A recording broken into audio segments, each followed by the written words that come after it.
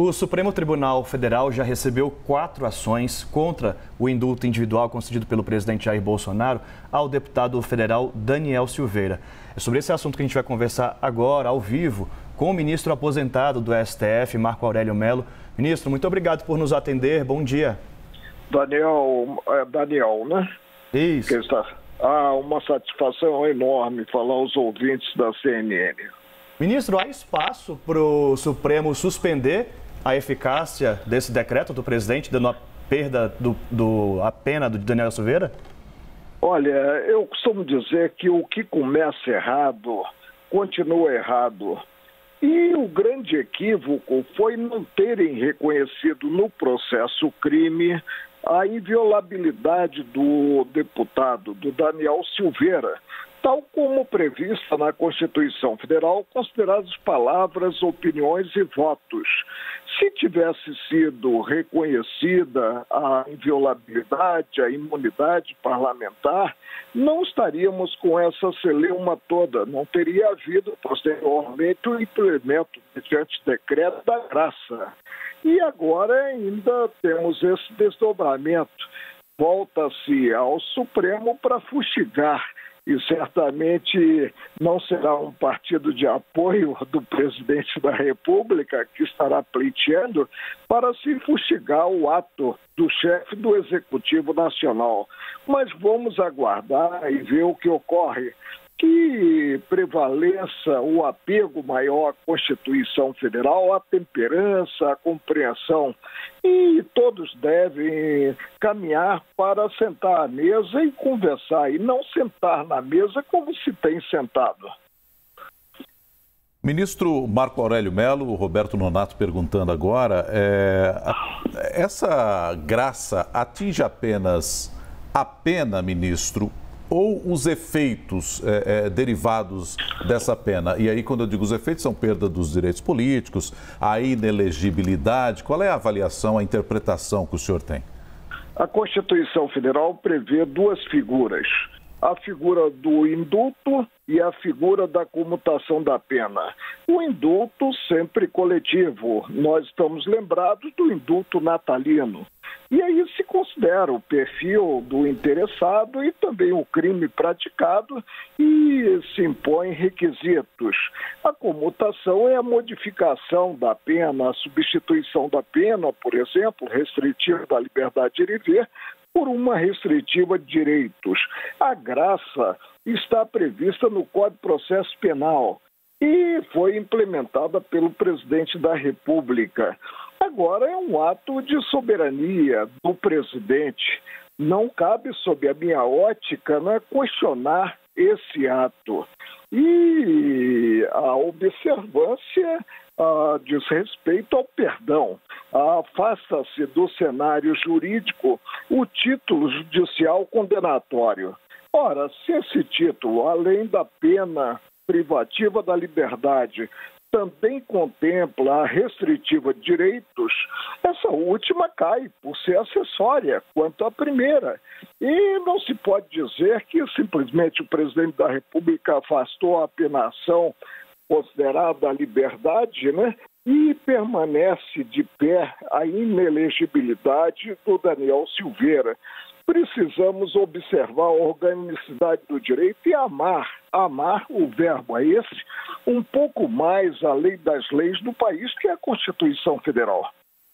Nessa linha, ministro, o senhor viu essa decisão do presidente Jair Bolsonaro como uma afronta ao STF e caberia algum enquadramento? O senhor viu algum crime de responsabilidade, por exemplo? Não vejo crime algum do presidente da República.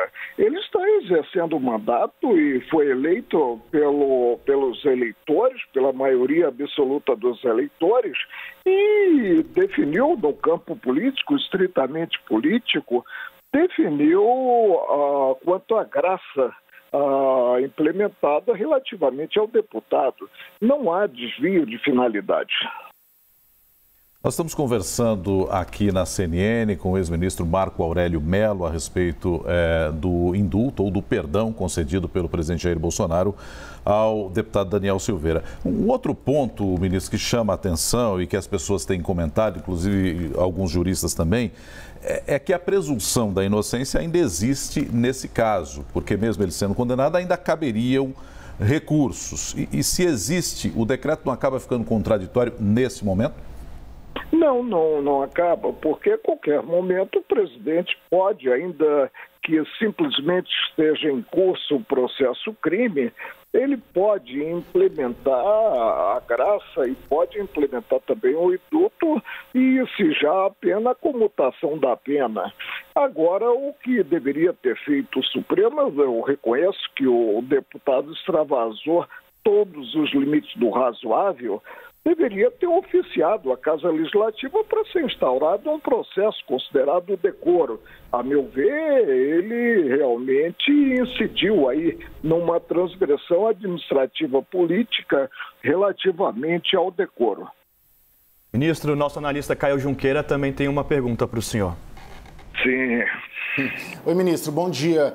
Ministro, o Supremo Tribunal Federal deve considerar a eventual reação do bolsonarismo à decisão jurídica que o Supremo precisa tomar sobre esse indulto? Não. O Supremo há de observar as regras do jogo, né? E as regras do jogo direcionam no sentido de reconhecer-se aí um ato soberano do presidente da República. Fora isso, é um antagonismo indesejável, o desentendimento e a crise institucional. Ministro, quais são os próximos passos a partir de agora? A partir desse momento em que nós temos instalada essa discussão, né, há um recorrer de vários partidos ao próprio Supremo, a própria ministra Rosa Weber deve tomar uma decisão em torno do tema. Quais são os próximos passos que vêm a seguir? É o próprio Supremo que vai decidir isso? Demora-se muito tempo? Qual é a expectativa que o senhor tem em termos disso? Observar-se o tripé que sustenta a República, que é formado pelos poderes.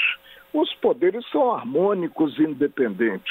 No lugar da ministra Rosa Weber, se ainda tivesse a capa sobre os ombros, eu simplesmente extinguiria esses processos que foram formalizados certamente por partidos de oposição. Mas o senhor acredita que essa será a conduta do Supremo? Eu presumo que normalmente ocorre e julgo os outros por mim. Muito embora às vezes não me dê bem quanto a isso, né? O normal seria realmente a extinção do processo, como deveria ter sido extinto o processo crime contra o deputado Daniel Silveira, assentando-se a inviolabilidade quanto a palavras e opiniões. Ministro, em 2019, o senhor participou do julgamento com relação ao indulto de Natal concedido pelo então presidente Michel Temer. Há semelhança entre os casos agora? Há com essa distinção. O que implementou o presidente da República e em direito, né, os institutos têm sentido próprio, não foi o indulto, não foi a comutação da pena. Ele implementou a graça que está prevista no Código Processo Penal. E, evidentemente, só cabe ao Judiciário observar essa possibilidade. É o sistema de freios e contrapesos que é muito salutar à democracia. Caio Junqueira, tem mais uma pergunta, Caio? Ministro, eu queria insistir, na sua avaliação, o Supremo Tribunal Federal vai fazer um cálculo político para essa decisão jurídica que precisa ser tomada, porque eventualmente pode ter uma contra-reação do Palácio do Planalto, do bolsonarismo e quem sabe até das Forças Armadas. Ele precisa calcular politicamente os seus passos nesse julgamento? Não. Em direito, o meio justifica o fim. O Supremo não pode atuar nesse caso, né? Agora, a única política a qual está engajado o Supremo é a política institucional. E ele é, acima de tudo, o defensor, o guarda da Constituição Federal. Que ele proceda dessa forma e não entre na seara política propriamente dita. Que a motivação da decisão não seja uma motivação de revanche, de antagonismo. Ministro, o senhor já declarou aqui que é uma prerrogativa do presidente, que é absolutamente constitucional, na sua visão, nesse momento. Mas para nós que somos leigos na matéria, é necessário ter motivações para a concessão de um perdão? O que é que se leva em conta? O perdão em si, considerado a graça, né, geralmente não se impõe requisitos a serem atendidos, já que a graça é dirigida a um certo cidadão. Quando se tem um indulto, como o indulto natal, aí você prevê, você aponta como beneficiários aqueles que tenham cometido crimes de menor gravidade, que já tenham cumprido parte da pena, ou então que estejam em um estado de saúde, né, que não recomende a permanência na penitenciária, né? É isso que se faz. Nós precisamos, mais do que nunca, tirar o pé do acelerador. E eu vejo a turma com o pé no acelerador, não só da parte do presidente, como também da parte do Supremo, considerada a atuação principalmente do ministro Alexandre de Moraes, que virá presidir as eleições. Ele assume a presidência do TSE, se não me falha a memória, em setembro, antes das eleições, portanto. E o presidente do TSE, ele é muito mais ouvido do que o presidente Supremo. Porque no presidente Supremo nós temos iguais, lá não. Nós temos 3 integrantes do Supremo, temos 2 do STJ e 2 advogados que são escolhidos pelo Supremo. Por isso é que eu digo que a voz do presidente do TSE é uma voz muito relevante. Que ele seja comedido nos atos que venha a tomar ou atos que venha a preconizar. Excelente. Ministro Marco Aurélio Mello, ministro aposentado do Supremo, muito obrigado pelo bate-papo aqui neste domingo na CNN.